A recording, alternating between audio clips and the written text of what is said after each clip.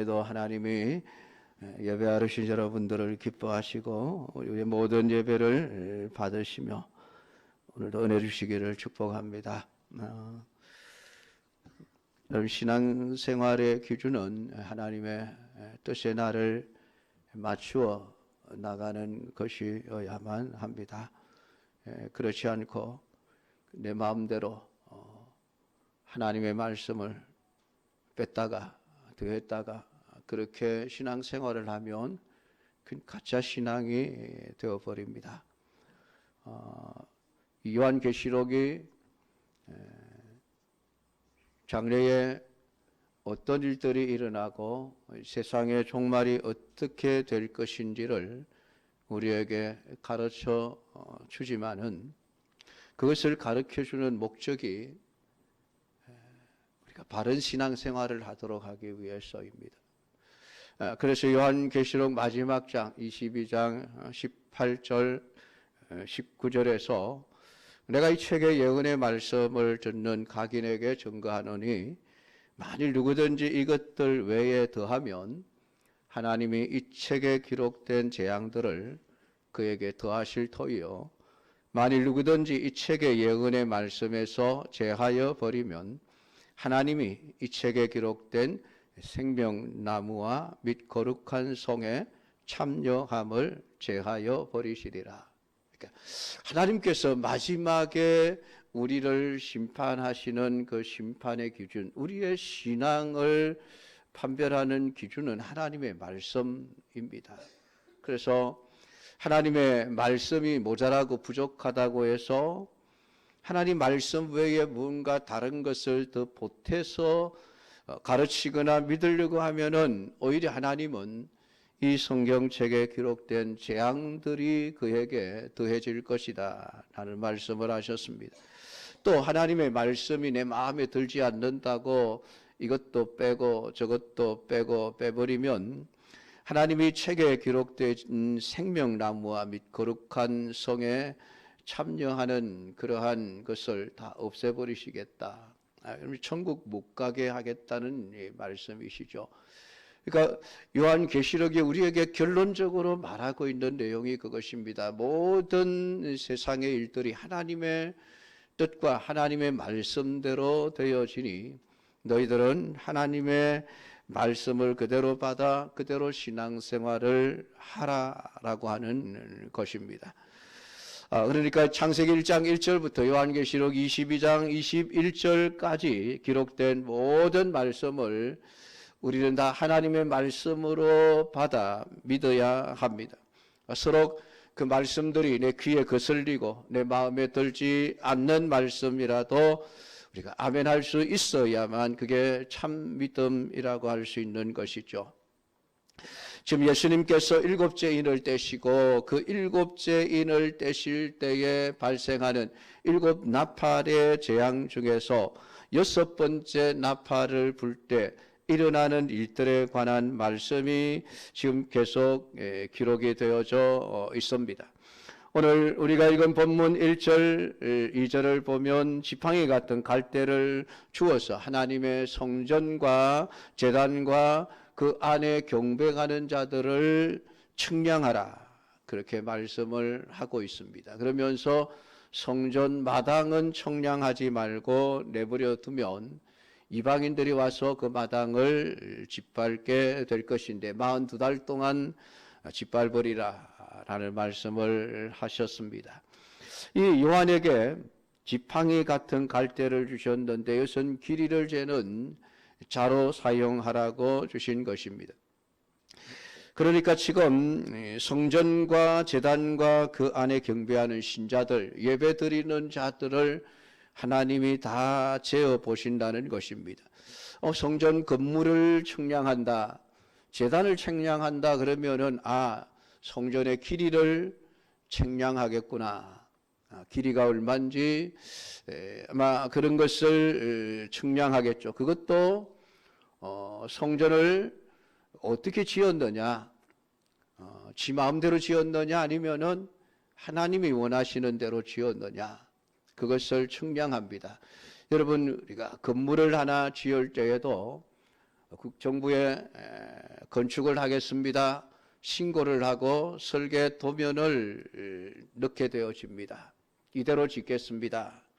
그래서 준공 검사를 내주기 전에 반드시 와서 건물을 확인합니다. 자를 가지고 경계에서 정말 법대로 띄어놨는지, 벽의 두께는 제대로 했는지, 또 재료들은 제대로 썼는지 모든 것을 하나하나 체크하고 측량합니다. 해보고 조금이라도 잘못되었으면 고치십시오. 그렇지 않으면은 건물 사용 허가를 내주지를 않습니다. 건물만 지어놓고 사용을 못하게 되어지죠. 그러니까 요구하는 것은 정말 설계도 도면대로 정확하게 지어졌는가 하는 것을 체크하는 것입니다. 지금 성전과 제단을 측량하는 것 역시 마찬가지입니다. 성전 건물을 하나님이 원하시는 대로 지었는가. 그러니까 성막을 지을 때나 성전을 지을 때나 하나님이 그 치수들을 하나하나 다 알려주셨고 재료들까지 다 말씀해 주셨습니다. 그래서 하나님의 말씀대로 모든 것이 지어졌느냐라고 하는 것을 확인하는 것이죠. 그런데 그런 건물들뿐만이 아니라 그 성전 안에서 예배하는 사람들까지 측량을 하신다라는 말씀을 하고 있습니다. 여러분, 사람을 어떻게 측량하겠습니까? 이 사람 키가 얼마냐, 몸무게냐 얼마냐 이거 재겠습니까? 아니죠. 이 사람의 신앙이 하나님의 말씀에 맞느냐 맞지 않느냐를 측량하지 않겠습니까?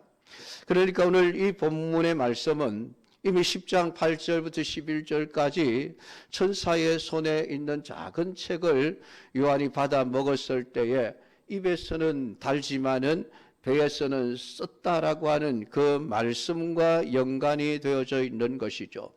배에서 먹어 쓴 그 말씀이 어떻게 우리에게 기쁨이 되고 위로가 되고 즐거움이 되겠습니까? 그러니까 오늘 이 1절에 청량하라는 이 말씀의 의미는 우리가 성경을 좀 거슬러 올라가서 구약성경 에스겔서 40장을 보면 에스겔이 환상 중에 어떤 한 사람이 성전을 측량하는 장면을 보게 되어집니다. 에스겔서 40장 1절에 보면 우리가 사로잡힌 지 25년이요 성이 함락된 후 14년 정월 10일 곧 그날에 여호와의 권능이 내게 대하여 나를 데리고 이스라엘 땅으로 가시되 라고 말씀을 합니다. 그러니까 이스라엘 백성들이 바벨론에 지금 포로로 잡혀와 있는 그런 상황이죠. 그러니까 에스겔이 사로잡혀 온 지 25년이 지났다라고 이야기를 합니다. 사로잡힌 지 5년부터 선지자의 사명을 감당했으니까 이미 선지자의 사역을 감당한 지 20년이 되었죠. 그리고 예루살렘 성이 마지막으로 함락된 지는 약 14년 정월 10일 그날에 여호와의 권능이 지금 에스겔을 데리고 바벨론에서 예루살렘까지 지금 데리고 가셨습니다. 하나님께서 이스라엘 백성들이 하나님을 배반하고 약속에서 벗어남으로 이방인들을 사용하셔서 그들을 망하게 했죠. 그리고 성전이 다 무너져 버립니다. 그러니까 성전이 지금 다 무너져 버렸는데 지금 에스겔을 데리고 그 예루살렘 성전으로 지금 데리고 가고 있습니다. 그러니까 에스겔서 40장 2절을 보면 이상 중에 하나님이 데리고 큰 높은 산 위에 내려놓으셨는데 거기서 나무로 성읍 형상 같은 것이 있더라라고 말씀을 합니다. 그러면서 3절에 가면 어떤 사람이 등장해서 손에 삼줄과 측량하는 장대를 가지고 성읍 형상 같은 것을 담부터 하나하나 측량을 합니다. 아주 세밀하게 하나하나 측량하는 모습을 볼 수가 있습니다.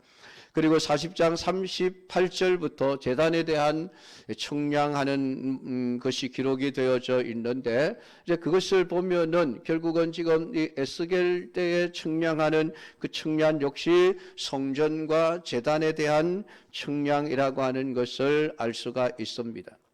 그런데 성전이 분명히 무너지고 파괴되고 지금 남아있지를 않은데 어떻게 성전을 측량합니까? 그러니까 이 성전을 측량한다는 것은 그 무너진 성전 위에 새롭게 새 성전을 짓기 위해서 측량을 하는 것임을 우리는 알 수가 있는 것이죠. 그러니까 이스라엘 백성들이 자신들의 손으로 지어서 하나님 앞에 바쳤던 성전은 이스라엘 백성들의 죄로 인하여 완전히 파괴되고 무너져 버렸습니다. 이스라엘 백성들은 자신들의 손으로 지어놓은 성전이 있고 제사가 있음으로 해서 자신들은 구원받은 하나님의 백성이라는 그런 자부심을 가지고 있었습니다. 그런데 그 성전이 무너져 버렸습니다. 그러면은 그 성전이 무너졌으면은 구원은 어떻게 되는 것입니까? 결국은 구원은 인간의 어떤 그 노력과 성과에 의해서 주어지는 것이 아님을 성전을 다 무너뜨린 상태 속에서 이스라엘 백성들을 지켜주심으로 구원은 하나님의 은혜로 되어진다는 것을 우리에게 말씀을 해주고 있습니다. 그러면 하나님이 인정하시는 성전이라고 하는 것은 어떤 것이겠습니까? 그것은 인간의 손으로 지은 것이어서는 안 됩니다. 왜냐하면 인간의 손으로 지은 성전은 하나님이 다 무너지게 만들어 버렸기 때문입니다. 심지어 제2성전이죠. 스룹바벨에 의해서 세워졌던 제2성전도 파괴되어지고 나중에 그 제3성전은 헤롯 성전이라 그러죠. 헤롯이 46년 동안 지어 주었던 그런 성전. 그러니까 예수님이 사역하실 때에 보았던 그 성전이 바로 헤롯 임금이 이스라엘 민족들의 환심을 사려고 지어주었던 그런 성전입니다. 그런데 예수님은 그 성전조차도 다 무너질 것을 말씀을 하시면서 예수님 자신이 친히 사람의 손으로 짓지 아니한 자신의 손으로 성전을 일으켜 세울 것이다 라는 말씀을 하셨습니다. 그러니까 하나님이 인정하시는 참된 성전은 사람의 손으로 지은 건물이 아니라 하나님 자신이 지은 것임을 알 수 있습니다. 그러니까 지금 이 에스겔에서 성전을 측량하는 것은 인간이 지은 성전을 다 무너뜨리시고 그 위에 하나님이 친히 지으실 새 성전을 세우시겠다는 것을 보여주시는 것이죠. 그래서 거기에 나타나 있는 여러 치수들이 실제로 그 존재했던 스룹바벨이 지었던 성전과는 전혀 다른 모습의 다른 치수의 성전으로 존재하는 것을 우리가 볼 수가 있습니다. 지금 이 계시록이 지금 말씀하고 있는 것 역시 마찬가지입니다. 지금 21장 10절 12절 말씀을 보면 성령이 이 요한을 데리고 크고 높은 산으로 올라가 하나님께로부터 하늘에서 내려오는 거룩한 성 예루살렘을 보이니 하나님의 영광에서 그 성의 빛이 지극히 귀한 보석 같고 벽옥과 수정같이 맑더라. 크고 높은 성곽이 있고 12문이 있는데 문에 12천사가 있고 그 문들 위에 이름을 썼으니 이스라엘 자손 12지파의 이름들이라 라고 말씀을 합니다. 그러니까 요한이 하늘에서 내려오는 거룩한 성 예루살렘을 보는데 에스겔이 역시 환상 중에서 본 것과 똑같은 것입니다. 그러니까 요한계시록에서 말씀하고 있는 하늘에서 내려오는 이 거룩한 성은 하나님에 의해서 지어진 성도들 한 사람 하나님의 백성 전체를 가리키는 것입니다. 사람에 의해서 만들어지는 것이 아니라 하나님에 의해서 만들어진 성도가 곧 거룩한 성입니다. 이것을 보여주시는 것이 구원받을 자는 이미 하나님에 의해서 확정되어져 있다는 것을 뜻하는 것이죠. 그것이 창세전부터 하나님께서 구원하실 자를 예정하셨다라고 하는 말씀의 뜻이기도 합니다. 그러니까 오늘 천사가 성전의 구조를 세밀히 측량하는 것도 구원에 있어서 인간의 어떤 개입은 있을 수 없이 하나님이 온전히 하시는 사역임을 우리에게 말씀을 해주고 있는 것이죠. 21장 9절에서도 7 대접을 가지고 마지막 7 재앙을 답은 7 천사 중 하나가 와서 말하기를 이리 오라 내가 신부 곧 어린 양의 아내를 보이리라. 그런 말씀을 하십니다. 하늘에서 내려오는 새 예루살렘을 가리켜서 예수님의 신부라고 그렇게 말을 합니다. 이 신부는 하나님에 의해서 확정되어져 있는 존재라고 하는 것이죠. 그렇기 때문에 여러분 성령이 오늘 우리에게 오셔서 역사하시는 것은 하나님에 의해서 확정되어지고 완성되어지는 새 예루살렘 된 신부들, 하나님의 성전인 우리들을 불러내셔서 하나님의 백성이 되게 하시기 위한 그러한 사역을 위해서 성령께서 세상에 오시는 것이죠. 그리고 2절에 성전만 마당은 그냥 내버려 두고 이방인들이 42달 동안 짓밟게 하라라는 말씀을 하고 있습니다. 그래서 성전 바깥 마당은 이방인들에게 주었기 때문에 42달 동안 이방인들에게서 짓밟히는 것이 성전의 현실이고 이것이 오늘 우리 시대의 현실을 가리키는 것입니다. 이미 10장 4절에서 우리의 소리가 바란 것을 책에 기록하지 말고 그냥 두라고 하신 의미가 하나님의 심판을 유보하는 것이라는 말씀을 드렸습니다. 오늘 본문 2절의 성전 밖 마당을 측량하지 않는 그 기간 역시 하나님의 심판이 미루어진 기간을 의미하는 것입니다. 이러한 기간 동안에 이방인들이 정말 겁도 없이 하나님의 그 거룩한 성의 마당을 이렇게 건물을 짓밟는 것이 아니라 마당을 짓밟는 일이 일어나게 될 것이라고 말씀을 하고 있습니다. 그러니까 교회가 세상으로부터 환난을 당하고 핍박을 당하는 기간입니다. 여기서 42달이 얼마의 기간이냐? 여러분 그 기간은 그렇게 중요하지 않습니다. 오늘 성경이 말씀하고 있는 것은 교회가 세상으로부터 짓밟히는 그런 기간이 분명히 있습니다. 초대교회 시대에 250년 동안 로마의 황제들에 의해서 세상의 권력에 의해서 교회가 끊임없이 짓밟혔던 그런 시기가 있었던 것처럼 마지막 시기가 되어지면은 교회 안에 큰 환난과 핍박이 주어지는 이방인들에 의해서 짓밟히게 되어지는 그러한 일들이 발생하게 될 것을 우리에게 말씀을 해주고 있습니다. 그러니까 이방인들이 겁없이 설치는 그런 기간이 있을 것이고 하나님은 그때에 그냥 그들을 하는 대로 그냥 내버려 두고 보신다는 것이죠. 이러한 시대에 우리 신자들이 어떻게 신앙생활을 해야 할 것인가? 힘들다고 해서 어렵다고 해서 짓밟힌다고 해서 그냥 신앙생활을 포기하고 편한 삶을 살 것인가? 그게 아니라는 것입니다. 그래서 하나님의 말씀을 받아 먹은 자의 배에서 그 말씀이 쓰게 되어진다는 의미가 여기에 담겨 있습니다. 하나님 말씀대로 살려고 하면은 세상으로부터 미움을 당하고 핍박을 받는 그러한 과정들을 반드시 거치게 되어진다는 것이죠. 그러니까 사실 예수 믿는 신앙의 삶을 산다는 것은 멋있고 폼나는 그런 일이 아니에요.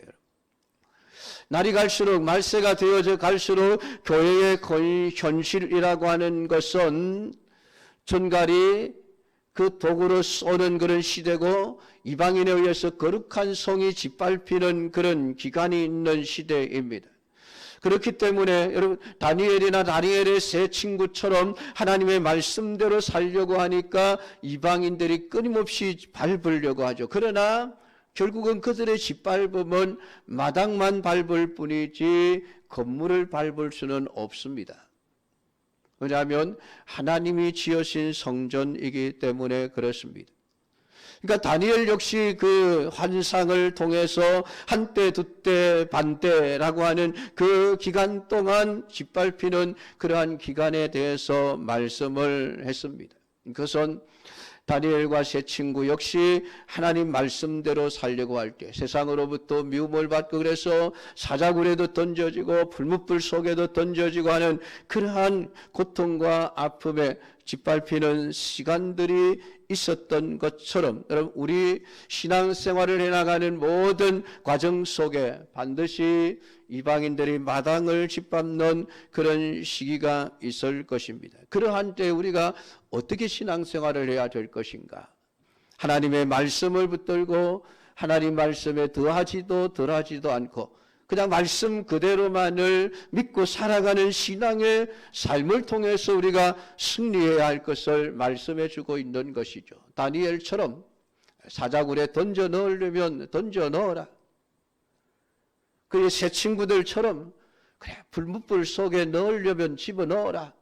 그래도 나는 말씀대로 살겠다. 여러분 오늘 우리 시대에 필요한 것이 이러한 신앙의 결단입니다. 저 편하게 신앙생활을 하려고 하면 결국은 우리는 세상과 타협하고 결국은 세상에 의해서 밀려나 버리게 되어질 것입니다. 지금까지 여러분 나팔이라고 하는 것은 심판에 대한 경고라는 것을 말씀을 드렸습니다. 여러분 선지자들은 세상을 향하여 하나님의 심판을 외칩니다. 그것이 증인의 삶이죠. 짓밟히면서도 하나님의 말씀이 위로가 되고 하나님의 말씀이 힘이 되는 것은 이미 구원이 확정된 자이기 때문에 가능한 것입니다. 그래서 신자에게는 환난을 당해도 절망하지를 않는 것입니다. 얼마든지 세상을 이겨낼 수 있는 사람, 그래서 신자를 가리켜서 세상이 감당하지 못하는 자들이라는 별명으로 부르게 되어지는 것이죠.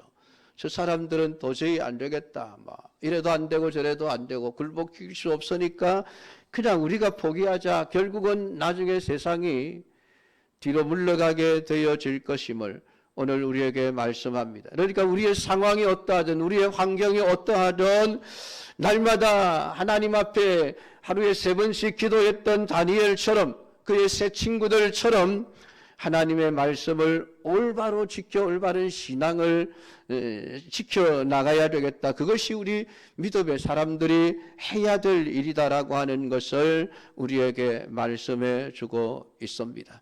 그런 하나님은 우리에게 성경을 주셨습니다. 이 성경은 우리가 마음대로 그냥 요리를 해서 먹으라고 주신 것이 아니죠. 하나님이 주신 그대로 받아 먹어라.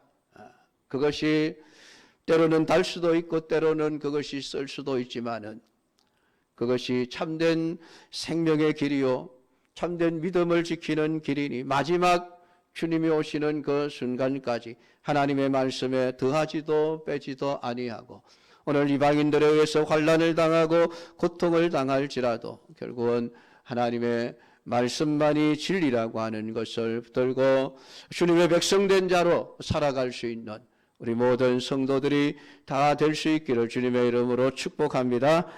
기도하겠습니다. 하나님